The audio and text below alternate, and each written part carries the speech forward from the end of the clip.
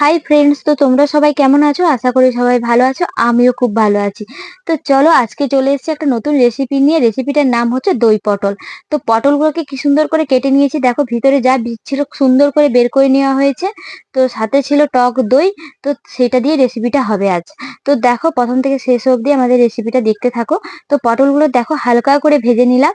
আর তার মধ্যে যে বীজটা বেরিয়েছিল তাতে পেঁয়াজ জিরা দিয়ে সুন্দর করে পেস্ট করে নিলাম। তো ওই যে আলুর মশলাটা হবে তার মধ্যে ওটাকে ভালো করে কষে ওটা আমরা পুর বানাবো। তো দেখো তার মধ্যে দিয়ে দিলাম অল্প করে সরষের তেল। তো কি সুন্দর পেস্টটা তৈরি হয়ে গেছে। এবারে আলুগুলোকে আমি চৌকো করে কেটে সেদ্ধ করতে বসিয়ে দিলাম। সেদ্ধ করে নিয়ে ভালো করে ঠেসে নুন হলুদ দিয়ে রেখে দিয়েছিলাম। তো সরি, একটা ভুল বললাম, হলুদ দেইনি, শুধু নুন দিয়ে রেখে দিয়েছিলাম। তো চলো এবারে কড়াতে দিয়ে দিলাম পেঁয়াজ আর তোমার বাদাম আর টমেটো। আর তার সাথে ছিল যে পেস্টটা, ওটাও দিয়ে ভালো করে আলুটা দিয়ে তো মশলাটা আমরা বানিয়ে নিলাম। আর কড়াতে পেঁয়াজ আর হলুদ আর জিরে এগুলো দেওয়ার কারণটাই ছিল হচ্ছে মশলাটা বানানো ওটা যাতে না কাঁচা গন্ধ করে, তার জন্য আমরা পেস্টটাকে ভালো করে কষে নিয়েছিলাম যাতে কাঁচা গন্ধ করে। দেখো কি সুন্দর করে ভরে নিয়েছি পটলের ভিতরে।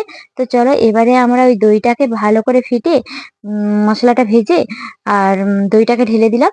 তো এর মশলাটা দেওয়া হয়েছিল ওখানে, আমাদের কিছুটা দেখানো হয়নি। ওতে দেওয়া ছিল পেঁয়াজ জিরা আর আদা করে পেস্ট করা ছিল আর টমেটো। তো দেখো দইটা দিয়ে রেসিপিটা কি সুন্দর হয়েছে। তো বন্ধুরা তোমরা করে দেখো, তো এত সুন্দর লেগেছিল না, আমার তো খুব ভালো লেগেছিল। তোমাদের কেমন লাগলো প্লিজ কমেন্ট করে জানাও।